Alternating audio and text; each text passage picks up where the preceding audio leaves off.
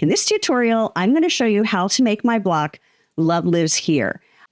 My name is Tara Reed. I am an artist and a designer for Riley Blake Designs. You can learn more about me on my website at tarareed.com. I have designed the Quilty Pleasures fabric from the Hush Hush 4 collection. And this is my alternative block that you can choose to use in the From Our House Sew Along that Riley Blake has going on now. So let me show you how easy this house is to make. In the interest of time, I have pre-cut the pieces and put my little letter label clips on them according to the materials and sizes that you need. You can get this free download and just look for the link below the video. There are also directions with lots of diagrams. We are going to start by putting together the heart that goes in the center of the house. Then we're going to make the roof and assemble it. It will be nice and easy. Unfinished size is 6.5 inches, and then you can put it into the From Our House quilt if you want as the center of one of the log cabin blocks. I like to put my pieces on one of these design boards. These are by Lori Holt from Riley Blake, because it's an easy way to move them around. I also like to use this little mini Easy Press. It is from Cricut, from my crafting, but it is a great size to use for small quilt block pieces like this. It's more precise, it's going to throw off less heat, and it's less likely to melt your nail polish. 3 good reasons to love it. Then I'm also going to be using the quilter's clapper. That helps absorb heat from the fabric so that you don't burn your fingers and also helps to flatten all of those seams. So let's get started. We're going to be bouncing back and forth from the sewing machine to cutting and using the iron. So if you follow the directions, the first thing you need to do for the heart in the center is to draw diagonal lines on the back side of the C pieces, which are these little 1-inch squares. There are 4 of them. And 2 B pieces, which are 2-inch squares. Then we are going to grab the A rectangles.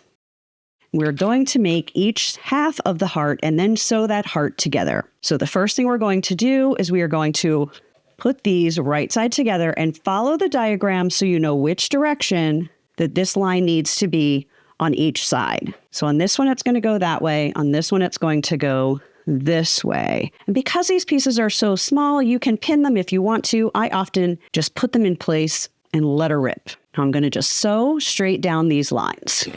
And if you are new to this, I'm going to do what we call daisy chaining, where I'm not going to end and cut between each one. I'm just going to put the next one right up there and keep on going.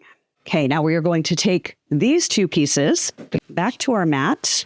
We're going to use this 3.5-inch Cute Cuts Trim It ruler. I love it because the colored part is exactly 1/4 inch, and that's what we're going to be trimming on this block. So all you need to do is line up the inside of the color with your stitch line, and then you're going to cut off the rest of this triangle. This is actually called a stitch and flip method because you're sewing the square on top, then you're cutting, and then you're going to flip the first one down, and it's going to keep the same shape as your original, but it's going to have a color in the corner.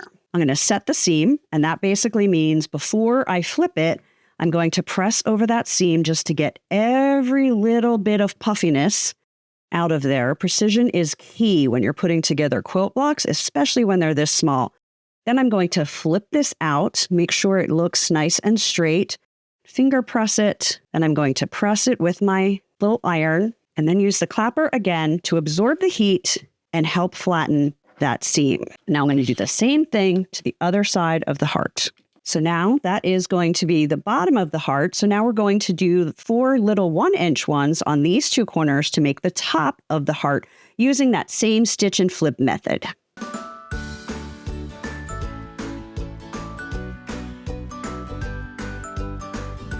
And because these 2 blocks do not overlap, we can sew them both before cutting and pressing them. When we get to the roof, we're going to need to do one cut press and then the other because they will overlap here in the center. I'll show you that in a minute.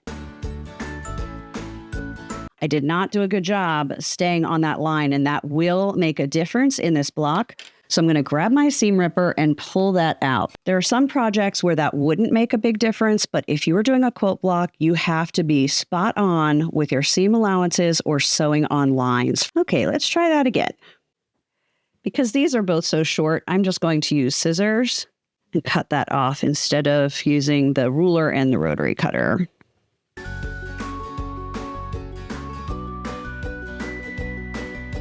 So there's the two halves of the heart. Now we are going to go right sides together and sew down the center with a scant 1/4 inch seam. If you're not exactly sure what a scant 1/4 inch is or how to do it, look for a link to the video that I made giving you detailed description of what it is and how to do it. Now, just to save thread and stopping and starting, I'm going to start the roofs before I finish the heart. So the roof is made from piece G, which is a red rectangle in this case, and 2 H squares. And just like with the squares that we used for the heart, I have drawn diagonal lines on these to do the roof. Now, one thing to look at is because I'm using a print that has some scattered patterns, but they're very far apart. It's called a low volume print. I can decide which side I want to stay in the pattern and which side will get cut off. Because like this side's going to get cut off, this side will stay. So I want to have this side stay. So I'm going to pay attention to the angle that I use for this one. So if I do it this way, it's going to flip and go like that. And so I'm not going to cut off all those cute little pieces. It's one of those little details that you can worry about or not worry about. Totally up to you. Now I'm going to sew down this line again. I know I'm multitasking. Hopefully that's not too confusing. All right, there's our heart. Now I'm going to finger press that seam open to make sure it gets nice and open. And then we are going to use the iron and the quilter's clapper to get that to stay as flat as possible. Okay, our heart is all set.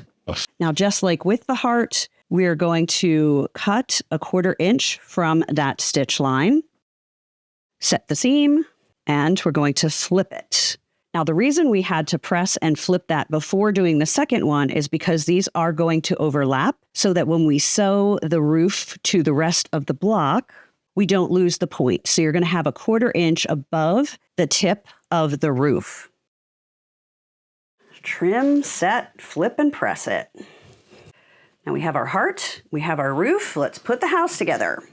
So you're just going to follow the diagram and add each piece as we go. The next piece is D, which goes on the bottom of the heart. And again, we're going to sew with a scant 1/4 inch seam. Now we're going to sew the 2 E blocks on either side.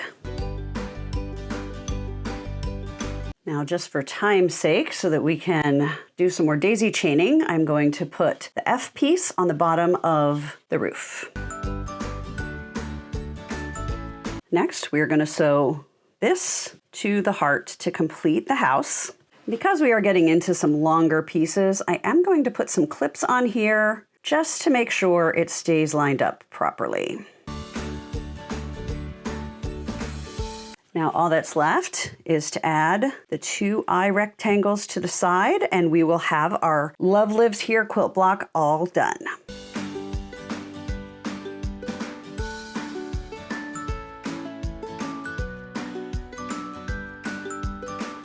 And now our block is complete. You can see how cute these are using a variety of colors from the New Shades line from Riley Blake Designs. Let me know in the comments which color you would use for your quilt. So be sure to follow and subscribe to my YouTube channel for more tutorials. You can also find more quilt block tutorials on my website at tarareed.com.